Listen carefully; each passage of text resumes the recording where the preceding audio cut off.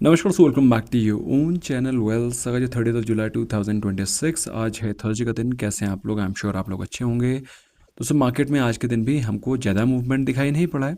Market ने exactly उसी level के आसपास क्लोजिंग दी है जहां पर ओपनिंग हुई थी। मार्केट ओपन भी पॉजिटिव नोट पर हुआ था और अल्टीमेटली मार्केट ने हमको एक सॉलिड पुल बैक भी शो किया। हम लोग ने दोस्तों मार्केट के इस पुल बैक को ट्रेड किया और जब निफ्टी बैंक 56,900 के आसपास ट्रेड कर रहा था तब we bought the call option of 57,000। और जैसे कि आप लोग देख पा रहे हैं कि दिन में 2 बार हमको एक सॉलिड एंट्री मिली है and both the times we have been alerting you guys कि मार्केट में एक सॉलिड पुल बैक रिवर्सल दिखाई पड़ेगा। Be prepared. I am sure आप लोगों ने भी पैसा बनाया होगा। फिलहाल बात करें हम लोग आज के दिन की। मार्केट ने आज के दिन लोज लगाए थे 56,800 के और हाईज लगाए हैं 57,250 के आसपास। So, मोटा मोटा अगर आप पकड़ के चलें तो 450 पॉइंट की अपसाइड थी। कोई बहुत बड़ी अपसाइड नहीं। Again I am retreating the same thing but market में आज पुल बैक हमको दिखाई पड़ा और उस पुल बैक को आई एम श्योर आप लोगों ने भी कैप्चर किया होगा। भाई अपना काम है आपको टाइमली अपडेट देना, टाइमली अलर्ट देना। बाकी अल्टीमेटली इट्स योर चॉइस। फिलहाल बात करें निफ्टी 50 के बारे में। 67 पॉइंट्स की तेज़ी के साथ क्लोजिंग हुई 24,300 प्लस। निफ्टी बैंक में अल्टीमेटली अगर आप देखें तो क्लोजिंग 59 पॉइंट्स नेगेटिव ही हुई है but it gave twice the opportunities to trade the call options. Mid cap और स्मॉल कैप इंडेक्स में 220 पॉइंट की गिरावट दिखाई पड़ रही थी। Sensex was looking mildly positive. हम लोग निफ्टी 50 निफ्टी बैंक के चार्ट को आगे स्टडी करेंगे डिटेल में। गिफ्ट निफ्टी के बारे में बात करें जो सेकेंड ट्रेडिंग सेशन है 24,400 के ऊपर ट्रेड कर रहा है। I am not surprise and I am sure you all must also not be surprise क्योंकि जिस दिन निफ्टी 50 ने 23,650 के लेवल्स को टच किया था और ये जो गैप था वो फिल किया था, उस दिन हमने डिस्कस कर लिया था कि मार्केट में कोई भी मेजर नेगेटिविटी या फिर क्वेश्चन मार्क नहीं बचा है। So this is a crucial level. 24,400 is a crucial level और ये एक इम्पॉर्टेंट रेजिस्टेंस की तरह काम करेगा। क्यों करेगा, क्या रीज़न है, आगे डिस्कस करेंगे। फिलहाल डाउ जोन्स के बारे में बात करें तो करीब करीब 300 पॉइंट्स की तेज़ी दिखाई पड़ रही है और यूरोपियन मार्केट्स में भी पॉजिटिविटी है। मार्केट में जैसा कि मैंने आपको मॉर्निंग में भी बोला था कि यूएस फेड के द्वारा इंटरेस्ट रेट्स का ना बढ़ाया जाना एटलीस्ट इंडिया के लिए तो बिल्कुल नेगेटिव नहीं है बल्कि इंडिया के लिए पॉजिटिव है क्योंकि अगर यूएस फेड इंटरेस्ट रेट्स को बढ़ाता that would have been slightly negative for India, Indian IT industry, Indian export services. लेकिन उसने बढ़ाया नहीं है so it is good. No news is good news. और अगर कम कर देता तो और भी कम करने का कोई मतलब ही नहीं है। It makes no sense why to reduce interest rates at this point in time. फिलहाल दोस्तों बात करें टॉप गेनर्स के बारे में। जैसा कि आप लोग देख पा रहे हैं M is among the top gainers, करीब करीब 2% के आसपास ऊपर था। कोल इंडिया, मारुति, आशा motors, tech Mahindra were also among the top gainers. तो दोस्तों निफ्टी 50 में इतनी ही तेज़ी दिखाई पड़ेगी 1.5-2% की। लूजर्स में अडानी पोर्ट था 3% down, HDFC life was 2% down, Shriram finance, UltraTech cement, Jio finance ये लूजर्स थे। वहीं लास्ट एक हफ्ते के बारे में बात करें TCS 10% ऊपर था, इन्फोसिस 10% ऊपर था, HCL technology, Eternal, tech Mahindra ये सारे के सारे आउट परफॉर्मर्स थे। लूजर्स में अडानी पोर्ट था 9% down, BEL, ONGC, doctor Reddy, Adani enterprises ये सारे के सारे लास्ट एक हफ्ते के टॉप अंडर परफॉर्मर्स थे। लेकिन मार्केट क्या एक्यूमुलेट कर रही है दोस्तों, इसको देखना समझना भी बहुत ज़रूरी है। तो पिछले दिन के कंपैरिजन में हमें जहाँ पर ज़्यादा एक्यूमुलेशन दिखाई पड़ रहा है उसमें है HDFC bank. And let me tell you those who are are members, जो हमारे मेंबर्स हैं, they are aware about it कि HDFC बैंक में हम लोगों ने आज के दिन मॉर्निंग में अपनी कैश की पोजीशन प्लस कॉल ऑप्शन की पोजीशन दोनों क्रिएट करी थी। रीज़न क्या है, लॉजिक क्या है, आगे डिस्कस करेंगे। HDFC बैंक के अलावा कोटक महिंद्रा बैंक में हमको एक्यूमुलेशन दिखाई पड़ रहा है। SBI life, Titan, UltraTech cement ये वो स्टॉक है जहां पिछले दिन के कंपैरिजन में हमें higher accumulation, higher delivery percentage दिखाई पड़ रहा है। भाई ये तो बात हो गई निफ्टी 50 की। वहीं बात करें मिड कैप और स्मॉल कैप स्टॉक्स में तो बालकृष्ण इंडस्ट्री 11% ऊपर था, रेडिंगटन 8% ऊपर था। Let me tell you, you must not miss the chart of Redington. मैं आपके लिए स्टडी भी करूंगा। सोना कॉमस्टार वो 6% अप। ये अलग बात है कि सोना कॉमस्टार काफ़ी समय से पॉजिटिव चल रहा है। LT foods, Exide were also among the top gainers. Exide में हमारी पोजीशन ऑलरेडी है। लूजर्स में PCBL 10% डाउन था, KPIT टेक्नोलॉजीज वो 7.5% डाउन, हेक्सावेयर, इसके अलावा P फोकस, CUB ये सारे के सारे टॉप लूजर्स थे। इन सभी स्टॉक्स में से हमारी पोजीशन सिर्फ एक साइड में है, बाकी सारे के सारे स्टॉक्स में हमारी कोई फ्रेश पोजीशन नहीं है। हालांकि सोना कॉमस्टार और रेडिंगटन के चार्ट्स मुझे काफ़ी बेहतरीन दिख रहे हैं। लास्ट एक हफ्ते में दोस्तों कोफॉर्ज 18-19% ऊपर है, रेडिंगटन 17% अप है, बालकृष्ण इंडस्ट्री 14.5% अप है, पीवीआर, एनॉक्स, एफएसएल, ये सारे के सारे टॉप आउट परफॉर्मर्स हैं। टूटा कौन है? HFCL 15%, सेम्प्रो 15%, जे&के bank 15%, CI. लास्ट एक हफ्ते के सबसे ज़्यादा लूजर्स में ये सारे के सारे स्टॉक्स दिखाई पड़ रहे हैं। अब दोस्तों निफ्टी 50 के चार्ट को एक बार मैं आपके लिए थोड़ा सा एनालाइज करूंगा इस छोटे टाइम फ्रेम पे, तो फिर आपके लिए थोड़ा सा समझना बेहतर होगा। अगर आप निफ्टी 50 के चार्ट को थोड़ा सा एनालाइज करें तो ये इसका लेवल है जो कि एक रेजिस्टेंस की तरह काम कर सकता है। अगर मैं इसको थोड़ा सा इन्हांस करूँ, इनलार्ज करूँ, तो हमको दिखाई पड़ता है ये 57,300 का लेवल है। 57,300 के लेवल्स के आसपास आने की एक्सपेक्टेशन मुझे आज ही थी। तो दोस्तों हम लोग इसमें फ्रेश ट्रेड इनिशिएट तब कर सकते हैं जब ये 57,300 के ऊपर या तो क्लोज दे या सस्टेन करे, तो फिर यहाँ पर ट्रेड बनेगा। अगर मार्केट इसके नीचे ओपन होता है तो दोस्तों यहाँ पर ट्रेड नहीं बनेगा, क्योंकि जो अपसाइड दिखानी थी वो ऑलरेडी हो चुकी है। ठीक है, तो this chapter is over. Now coming on to Nifty 50। एक second, just let me open the chart of Nifty 50 for you.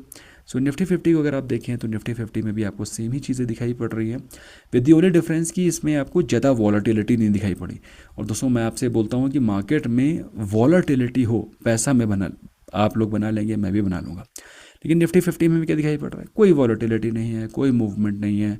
Market जिस लेवल पर ओपन होती है वहीं पर क्लोज हो जाती है।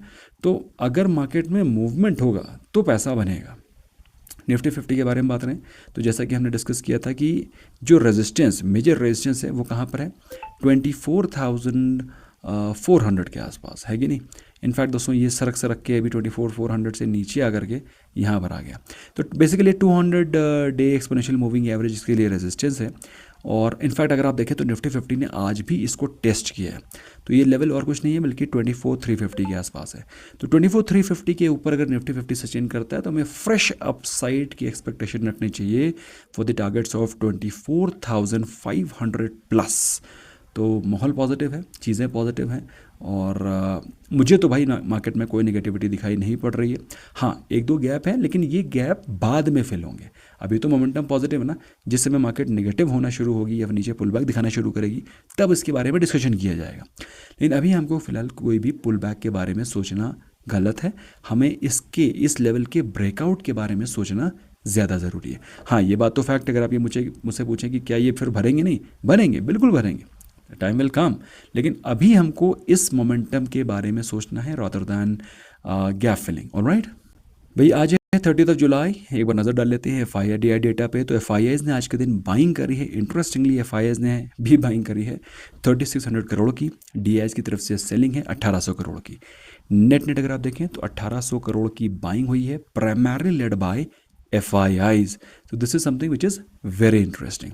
और दोस्तों जैसा कि मैं हमेशा से बोलता रहता हूँ कि मार्केट में पॉजिटिविटी आपको तभी दिखाई पड़ेगी जब FIIs का पैसा मार्केट में आना शुरू होगा। सो दोस्तों निफ्टी बैंक के ट्रेड को तो मैंने ऑलरेडी आपके साथ डिस्कस कर रखा है। Let me discuss the chart of HDFC bank, जो कि हम लोग ने आज के दिन एक्यूमुलेट किया है। सबसे पहले दोस्तों उसके पीछे का रीज़न समझाने की कोशिश करता हूँ। अगर आप देखें तो ये स्टॉक मुझे ट्रिपल बॉटम शो कर रहा है। ट्रिपल बॉटम का मतलब ये है कि जिस प्रकार से इस लेवल से पहले बाउंस बैक आया है, सेकेंड टाइम बाउंस बैक आया है, तो मैं थर्ड टाइम भी इस बाउंस बैक की एक्सपेक्टेशन रख रहा हूँ। Now the real question which you should be asking is कि कितनी अपसाइड की एक्सपेक्टेशन रख रहे हैं। तो टेक्निकली अगर आप मुझसे पूछें तो ये जो अपसाइड है वो इतनी अपसाइड बनती है। बात समझ में आ रही है? तो अपसाइड का मतलब हो गया तो ultimate upside should be somewhere close to 860। बात समझ में आ रही है? लेकिन दोस्तों इतने लंबे टारगेट्स के बजाय छोटे छोटे टारगेट्स रखे हैं। सबसे पहला टारगेट आपको 780 रखना चाहिए, उसके बाद 820 रखना चाहिए और उसके बाद 860 रखना चाहिए। और यही चीज़ मैंने मेंबर्स को बताई है। तो जो भी ट्रेड मैं मेंबर्स के साथ शेयर करता हूँ वो आप लोग को उसी दिन सेम डे बताने की कोशिश करता हूँ ताकि आप लोग भी सीखें।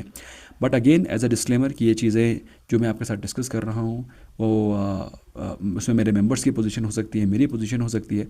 So please do your complete research before investing, है ना। ऐसे ब्लाइंडली इन्वेस्टमेंट नहीं करना है।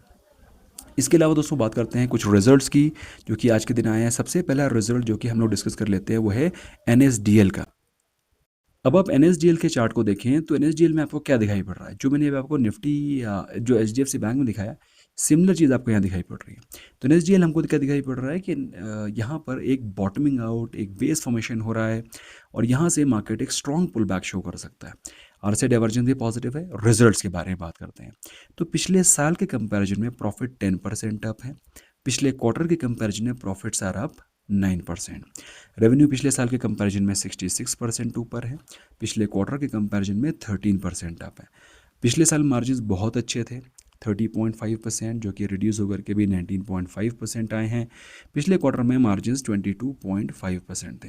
तो बेसिकली अगर आप देखें तो पिछले साल के कंपैरिजन में हालात खस्ता हाल होने के बावजूद भी प्रॉफिटेबिलिटी में 10% का इजाफा हुआ है।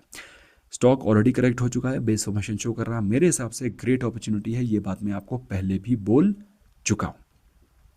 सेकंड स्टॉक दोस्तों जिसको कि आप स्टडी कर सकते हैं वो है मैज़गॉन डॉग, जिसके कि आज के दिन रिजल्ट्स आए हैं। रिजल्ट्स कोई बहुत शानदार नहीं है, मतलब कोई इनसे अच्छे रिजल्ट्स की उम्मीदें भी नहीं थी कि बहुत विस्फोटक रिजल्ट्स पोस्ट करेंगे, क्योंकि अगर आप देखें तो लाइफ टाइम हाई 3800 के लेवल से गिर गिर के स्टॉक कहाँ पहुँच गया 2300। तो 3800 रुपये का शेयर आपको 2300 रुपये के प्राइस से मिल रहा है। अच्छा, अब बात करते हैं कि रिजल्ट्स कैसे आए हैं। प्रॉफिट पिछले साल के कंपैरिजन में 22% ऊपर है, लेकिन इसका कोई मतलब नहीं है। पिछले क्वार्टर के कंपैरिजन में प्रॉफिट्स आर डाउन 18%। अब इसका भी मतलब नहीं है। अगर आप मुझसे पूछें ऐसा क्यों, मार्च के क्वार्टर से आप पीएसयू के रिजल्ट्स को जून के क्वार्टर में कंपेयर नहीं कर सकते हैं, क्योंकि मार्च में पीएसयूज़ का सबसे ज़्यादा रेवेन्यू और प्रॉफिट रियलाइजेशन होता है। मैं आपको पहले बता चुका हूँ कि गवर्नमेंट के जो चेक्स हैं वो सारे के सारे मार्च में क्लियर होते हैं, फाइनेंशियल ईयर क्लोजिंग में। तो 18% का प्रॉफिट में ड्रॉप होना लाजमी है। पिछले साल से अगर आप कंपेयर करें तो पिछले साल के कंपैरिजन में प्रॉफिट 22% ऊपर है, लेकिन दोस्तों इस बार गवर्नमेंट की स्पेंडिंग उतनी ज़्यादा हुई नहीं है ना। रेवेन्यू के बारे में बात करते हैं तो पिछले साल के कंपैरिजन में रेवेन्यू इज़ अप 12%, ठीक है। और पिछले क्वार्टर के कंपैरिजन में रेवेन्यू 24% डाउन है। तो इसका तो वैसे भी कोई रेलेवेंस नहीं बचा है ना। तो this is something which you have to remember. Now the question comes margins. पिछले साल जहां कंपनी के मार्जिन थे 11.5%, जो कि कंपनी ने बढ़ा करके 15.2% कर दिए। अब इससे समझ में आपको आ रहा होगा कि कंपनी के प्रॉफिट्स पिछले साल के कंपैरिजन में 22% ऊपर क्यों हैं, क्योंकि कंपनी ने मार्जिन अगर आप देखें तो 40% बढ़ा दिए हैं, ठीक है। ओवरऑल अगर आप देखें तो स्टॉक ऑलरेडी बॉटम आउट हो चुका है, बट अगर आप यहाँ से एक रिवर्सल की उम्मीद रख रहे हैं तो फिर it is too much of an asking. मेरे हिसाब से रिवर्सल की उम्मीद नहीं रखना है। अगर आप इसको होल्ड कर सकते हैं 2 साल प्लस तब तो ठीक है, वरना फिर 2 साल तो होल्ड करना पड़ेगा, वरना पैसा नहीं बनेगा। रेलटेल, अब रेलटेल को लेकर के मैंने पहले भी आप लोगों को अपना व्यू दिया है कि रेलटेल को लेकर के मेरा आउटलुक पॉजिटिव है और मैं रिवर्सल की उम्मीदें रख रहा हूँ। एटलीस्ट अगर आपका होराइजन एटलीस्ट 1 ईयर प्लस है तो मेरे हिसाब से ये एक बहुत ही सुंदर टाइम है स्टॉक को एक्यूमुलेट करने का। 650 रुपये का शेयर देखो आपको कहाँ मिल रहा है, 280 के प्राइस पे, जहाँ पर ऑलरेडी स्टॉक डबल बॉटम बना चुका है। तो यहाँ पर स्टॉक आपको 294 के प्राइस से मिल रहा है। आज के दिन रिजल्ट्स आए थे। प्रॉफिट पिछले साल के कंपैरिजन में फ्लैट है, पिछले क्वार्टर के कंपैरिजन में 54% डाउन है। लेकिन जैसे कि मैंने आपको बताया पिछले क्वार्टर के कंपैरिजन के रिजल्ट्स कंपेयर करना गलत है। ये चीज़ें लोगों को पता नहीं होती हैं, मतलब जनरली रिटेल इन्वेस्टर्स को पता नहीं होती। ऑफकोर्स जो एनालिस्ट हैं उनको पता है ये बात। रेवेन्यू के बारे में बात रहे हैं, पिछले साल से कंपेयर करिए तो पिछले साल के कंपैरिजन में जो रेवेन्यू है वो 20% ऊपर है और मार्जिन्स पिछले साल 15.6% के थे, जो कि मार्जिन्स अभी 14.7% आ रहे हैं। तो मार्जिन्स में ड्रॉप है, उसके बावजूद कंपनी ने रेवेन्यू बढ़ाया है। प्रॉफिटेबिलिटी नहीं बढ़ी है, प्रॉफिटेबिलिटी फ्लैट है, लेकिन गिरा भी नहीं। तो मेरे हिसाब से रिजल्ट्स को ख़राब नहीं कहा जा सकता। क्वार्टर ऑन क्वार्टर आपको विजिबली ये ख़राब लग रहे होंगे, but they are not bad, let me tell you, ठीक है। इसके अलावा दोस्तों बात करते हैं Hyundai के रिजल्ट्स। अब आप लोग मुझसे पूछते हैं ना कि सर ऑटो सेक्टर में क्या व्यू है, ऑटो सेक्टर में क्या करना है। तो भाई सिंपल सी बात है, जैसा कि मैं हमेशा बोलता रहता हूँ कि अगर गवर्नमेंट खुद कंफ्यूज होगी कि हमें ईवी लाना है, कि हमें इथेनॉल लाना है, कि हमें हाइड्रोजन लाना है, तो लोग कस्टमर कैसे कन्विंस्ड होगा, कस्टमर खुद ही कंफ्यूज होगा। अगर आप प्रॉफिट के बारे में बात रहे हैं, पिछले साल के कंपैरिजन में प्रॉफिट 35% डाउन है, ठीक है। और पिछले क्वार्टर के कंपैरिजन में 29% डाउन है। रेवेन्यू पिछले साल के कंपैरिजन में बिल्कुल फ्लैट पड़ा हुआ है और पिछले क्वार्टर के कंपैरिजन में 14% डाउन है। मार्जिन्स पिछले साल जहां कंपनी के मार्जिन्स थे 13.3% के, वो रिड्यूस होकर के मात्र 9.2% बचे। बात समझ में आ रही है? तो मैं तो इसको वीक रिजल्ट्स बोलूँगा। हालांकि स्टॉक अभी मार्च में ऑलमोस्ट 1700 के प्राइस पे था, 1700 के प्राइस से थोड़ा सा रिकवर हुआ है, 200 डे एक्सपोनेंशियल मूविंग एवरेज के रेजिस्टेंस पर पहुंच गया है। I will not consider these results to be good. मेरे हिसाब से रिजल्ट्स और रिजल्ट्स की वीकनेस का रीज़न भी मैंने आपको समझा दिया, ऐसा क्यों है। ठीक है। इसके अलावा बात कर लेते हैं कुछ और रिजल्ट्स के जो कि ठीक ठाक आ रहे हैं। एक उसमें से रिजल्ट्स है एक्साइड के, क्योंकि एक्साइड में मैंने आपको बताया था कि मैंने अपनी पोजीशन भी क्रिएट कर रखी है। Late me open the chart of Exide for you. Exide आज के दिन 4% ऊपर था। कंपनी के रिजल्ट्स के बारे में बात रहे हैं, पिछले साल के कंपैरिजन में प्रॉफिट 28% ऊपर है, which according to me is decent number. पिछले क्वार्टर के कंपैरिजन में तो 62% राइज है प्रॉफिट में। रेवेन्यू पिछले साल के कंपैरिजन में 18% अप है और पिछले क्वार्टर के कंपैरिजन में 17% अप है। Decent numbers. पिछले साल जहां कंपनी के मार्जिन्स थे 11.5% के, जो कि 11.2% आए। तो हालांकि मार्जिन्स में थोड़ा सा ड्रॉप है, लेकिन कंपनी ने रेवेन्यू वगैरह बढ़ा करके अपना काम चला लिया है और मेरे हिसाब से I will consider these results to be good. मेरी नज़र में ये रिजल्ट्स अच्छे हैं। स्टॉक अपनी अभी रिसेंटली जो इसने हाइज बनाया था उसको ब्रेकआउट कर चुका है। स्टॉक अपने सारे नियर टर्म मूविंग एवरेजेस के ऊपर ट्रेड कर रहा है। ठीक है। तो अगर आप देखो हाइड, तो अगर आप देखें तो अपने सभी नियर टर्म मूविंग एवरेजेस के ऊपर ट्रेड कर रहा है और जो ये रेजिस्टेंस है उसको भी ब्रेकआउट कर चुका है। Overall very nice results. तो दोस्तों वीडियो हो गया 16.5 मिनट का। मैं और भी स्टॉक्स डिस्कस करना चाह रहा था, but I will pause here and I hope दोस्तों आपको वीडियो पसंद आया होगा। अगर आप हमारे साथ ट्रेड करना चाहते हैं तो व्हाट्सएप पे कॉन्टेक्ट कर सकते हैं 9707531979, या फिर आप दूसरा ऑप्शन ये है कि आप free of cost demat account open कर सकते हैं। Link is in description and you can be part of our family absolutely free of cost. See you there, bye bye for now.